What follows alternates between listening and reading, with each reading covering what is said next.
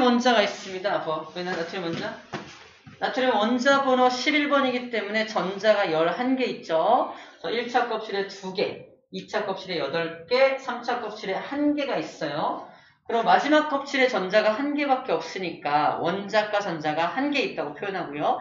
얘는 옥텟 규칙을 만족하지 못하고 있죠. 안정이에요? 불안정이에요?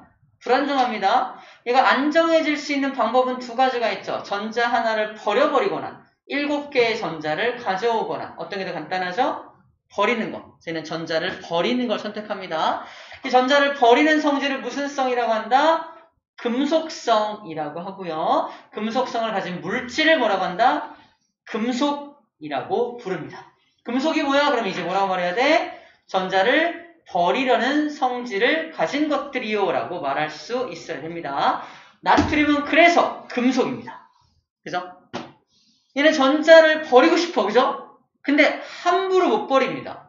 전자를 가져갈 녀석이 있을 때만 버릴 수가 있어요.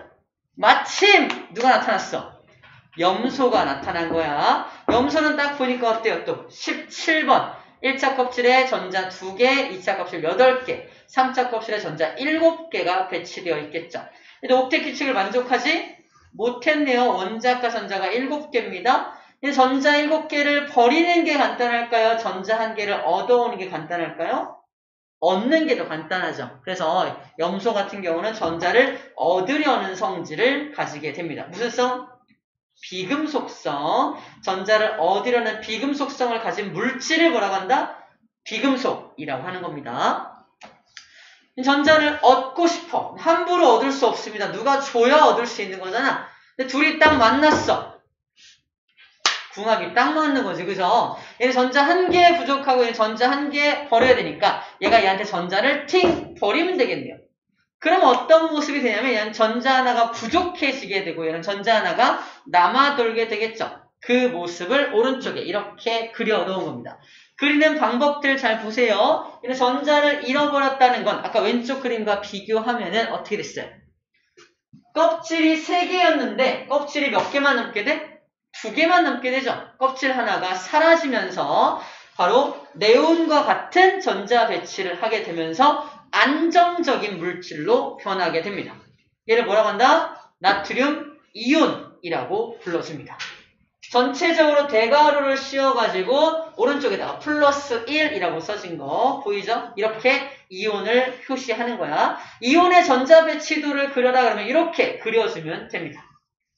염소도 전자 1개를 얻어가지고 이제 이온이 되겠죠? 이온이 되는데 전체 전자가 18개가 되니까 전체 맨 마지막 껍질에 전자 하나가 채워진 모습으로 그려주면 되고요. 플러스는 17개인데 전자가 18개니까 전체적으로 전자가 하나가 남아돌아서 일가 음이온이 됩니다. 좀 모식적으로 그림을 그리면 얘도 이미 안정적이야. 얘도 이미 안정적이죠. 그죠? 그럼 둘이 결합할 필요가 있네요. 결합할 필요 없습니다. 이미 안정적이잖아. 전자 하나만 틱 주면 오케이 안정적이지? 나도 끝! 이래야 되는데 지구상에는 어떤 힘이 존재한다? 정전기적 인력이라는 힘이 존재합니다. 자, 끝! 잘 가! 하는데 둘이 둥! 달라붙게 돼요. 바로 정전기적 인력. 안정적인 이온이 되다 보니까 어쩔 수 없이 플러스 전기를 띠게 되고 어쩔 수 없이 마이너스 전기를 띠게 되면서 서로 간의 정전기적 인력으로 달라붙게 된다는 겁니다. 물론 정전기적 인력이 없어도 달라붙을 수 있어요. 정전기적 인력 말고 지구상에 또 어떤 힘이 존재합니까? 힌트, 질량을 가진 모든 물체는 이거를 벗어날 수 없어요. 중력입니다. 질량이 있죠, 둘 다. 서로 간의 중력 때문에 서로 달라붙을 수 있습니다. 그죠? 중력 때문에 달라붙는 힘도 있겠지만 추가적으로 무슨 힘도 있다? 정전기적 인력까지 있는 거야. 2개의 힘이 복합해서 작용해서 달라붙은 겁니다. 그래서 이 둘을 떼어내는 게 엄청 힘들어. 그래서 이 NaCl이라는 염화나트륨, 아까 용융액 만들었던 거 기억나죠? 문제, 몇 도까지 올려야 고체 상태의 소금을 액체로 만들 수 있을까?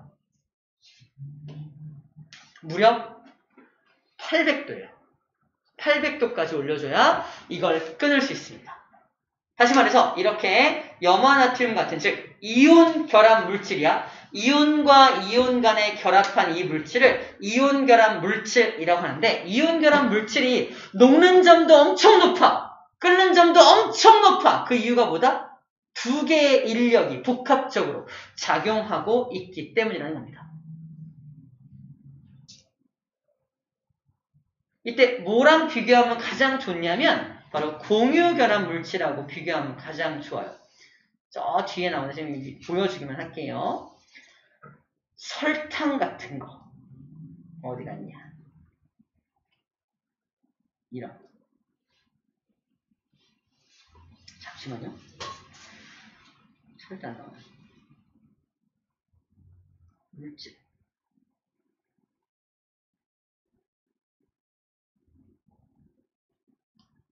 찾으면 안 나옵니다. 잠시만요.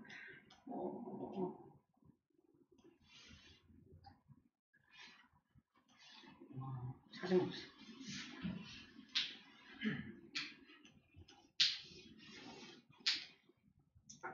대박입니다.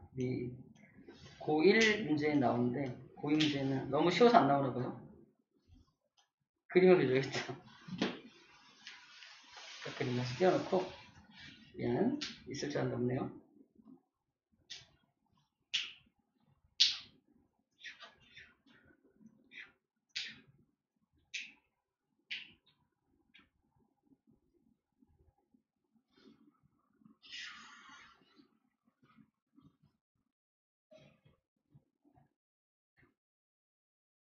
자, 이렇고요.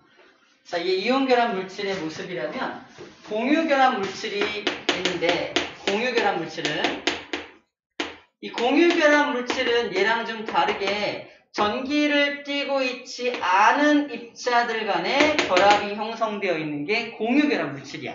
대표적인 얘가 설탕 같은 게 있습니다. 설탕. 자, 소금은 NaCl인데 설탕은 C 열둘, H 22에 O 열둘, 11 이렇게 되거든요. 보면은 둘을 비교하면 얘는 금속이 보이죠. 전자를 뿌리는 금속이 보이지만 설탕의 분자식을 보면은 다 비금속들만 돼 있어. 전자를 주고받은 게 아니야. 주고받은 게 아니라 공유 결합으로 형성됐다는 걸 알 수 있는데 중요한 건 얘는 전기를 전혀 띠고 있지 않아. 얘는 플러스 마이너스 전기를 띠고 있으니까 모식적으로 그림을 그리면 얘는 플러스 입자와 마이너스 입자가 이렇게 있는 녀석이야. 그래서 기본적으로 만유인력, 즉 중력이 존재합니다. 설탕도 중력으로 이렇게 결합을 하는 거야. 근데 쟤는 추가적으로 뭐가 존재한다? 정전기적 인력까지 함께 존재하고 있어서 쟤를 끊는 것이 쉽다 어렵다? 엄청 어렵다. 무려 800도를 가해줘야 NaCl을 녹일 수가 있는데 우리 달고나 만들어봤죠? 설탕 이렇게 놓고서 좀만 가열하면 녹죠? 한 7, 80도 되면 녹는 걸로 알고 있어요. 쟤보다 훨씬 녹는 점이 낮죠? 그 이유가 이런 정전기적 인력이 없기 때문이라는 겁니다. 이제 가장 큰 차이점이야. 이런 이온결합 물질과 공유결합 물질을 서로 비교해가면서 공부할 건데 쟤는 정전기적 인력이 함께 있기 때문에 나타나는 특별한 성질이 있고요. 얘는 정전기적 인력이 없고 그냥 만유 인력만 있으니까 그걸 굉장히 쉽게 이걸 끊을 수 있다는 겁니다. 다른 말로 녹는 점, 끓는 점이 매우 낮다. 공유결합 물질은 녹는 점, 끓는 점이 매우 낮은 이유가 바로 이런 이유 때문이라고 말하고 있는 거예요. 나와있죠? 정전기적 인력 때문에 결합을 형성을 하게 된다라는 말이 나와 있습니다. 자, 그런 것도 비교해가면서 공부할 겁니다. 자, 일단 되었고요. 오케이. 자, 이제 오늘의 하이라이트가 바로 이 녀석입니다. 바로 이 그래프예요.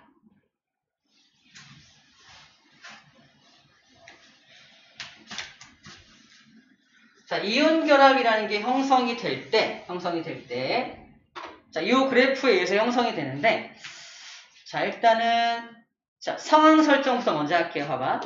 여기 플러스 양이온과 마이너스 음이온이 R만큼의 거리가 떨어져 있어서 이렇게 서로 떨어져 있는 모습이야. 서로 거리가 떨어져 있으면은, 자, 이렇게 상상하면 돼요. 플러스는 플러스대로 굉장히 많은 이렇게 에너지가 있어서 막 움직이고 있고요.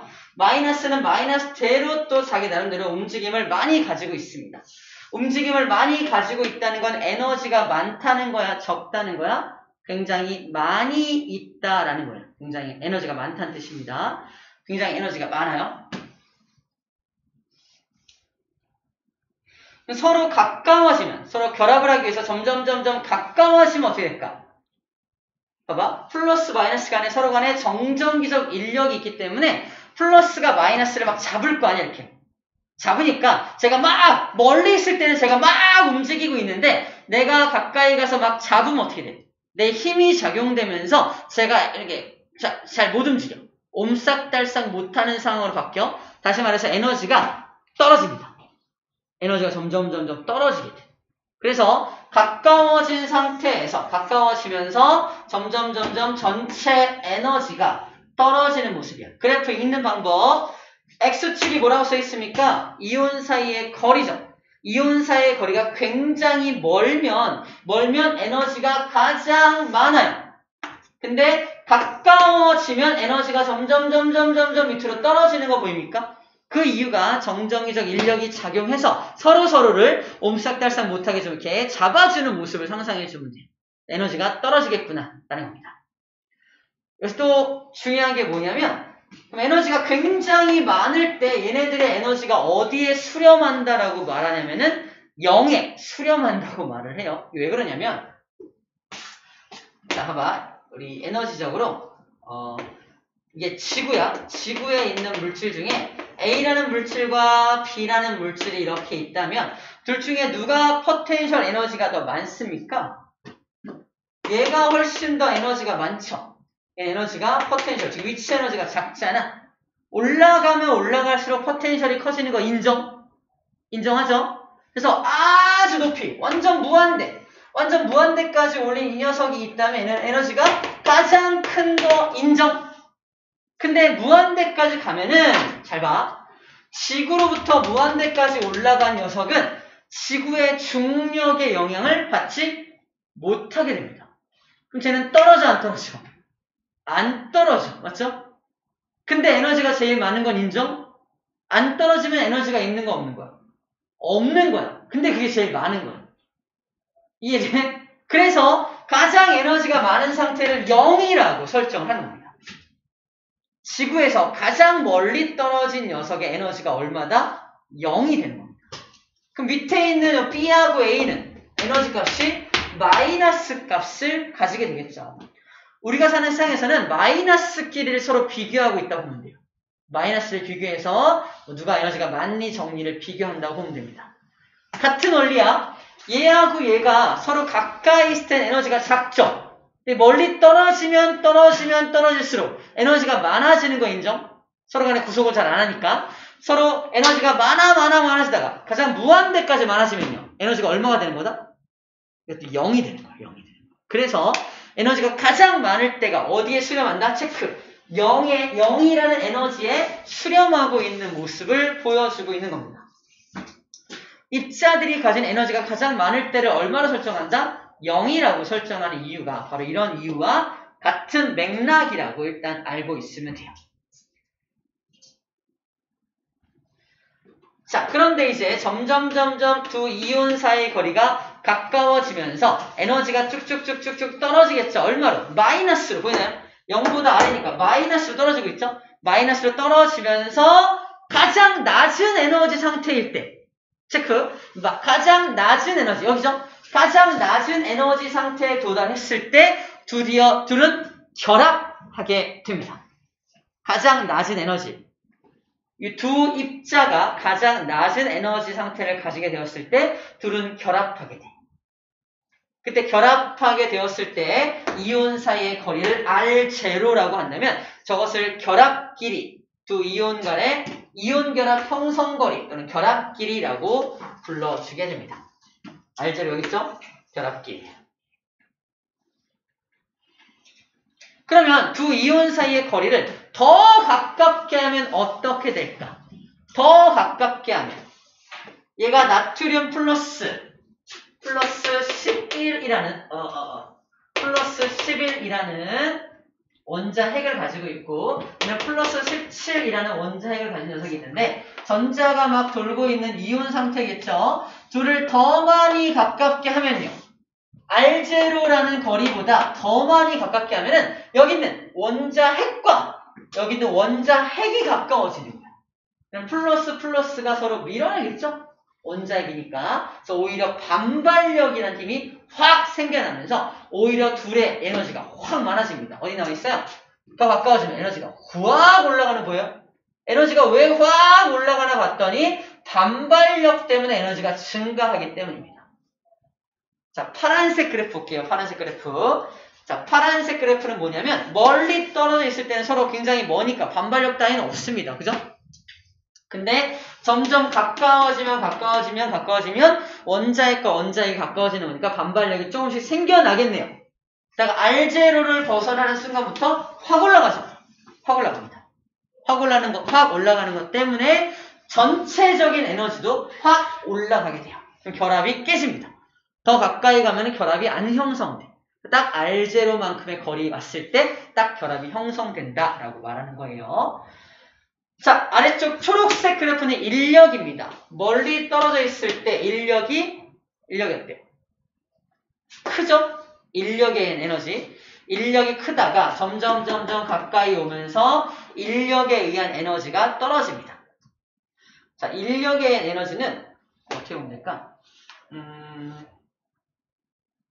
인력 때문에 에너지가 어떻게 변하냐는 거니까 인력이 거의 작용하지 않을 때는 각각의 에너지가 제일 많죠.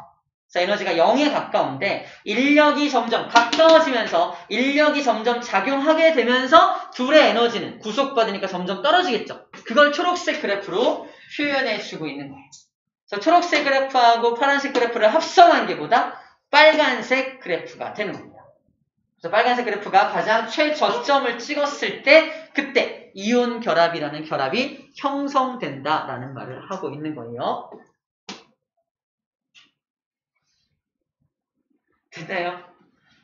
자, 그래프 읽는 방법이 아니에요. 읽는 방법. 그래서 이렇게 해서 결합이 형성되는구나. 너무 가까워져도 반발력 때문에 안 되는구나 라고 이해해 주면 되겠습니다.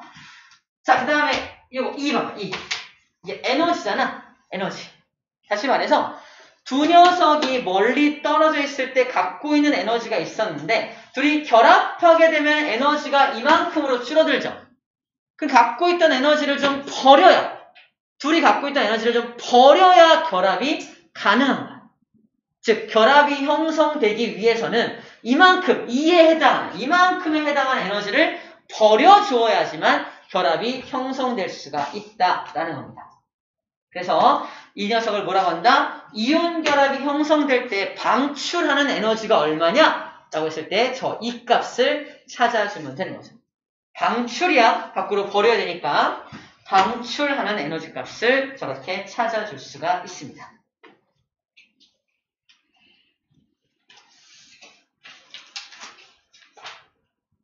그렇구나. 저렇게 방출 에너지 값을 찾아줄 수도 있겠구나 라는 얘기를 하고 있습니다. 오케이. 됐어요? 이렇게 해서 아까 쌤이 처음에 오늘 가장 어려운 내용이 여기야 했던 부분을 이해한 겁니다. 그래서 이온결합 형성될 때 이 그래프를 가지고 이런 관계를 가지고 저 상황에서 R0가 되었을 때 결합이 형성되는구나. 근데 E가 의미하는 건 뭐고 R0가 의미하는 건 뭐고 빨간 그래프가 의미하는 건 뭔지에 대해서만 잘 기억해주면 되겠고 그 다음에 R0보다 더 가까워지면 왜 에너지가 훅 증가할 수밖에 없는지를 원자핵 간의 반발력을 도입해서 이해해주면 되는 부분입니다. 됐죠?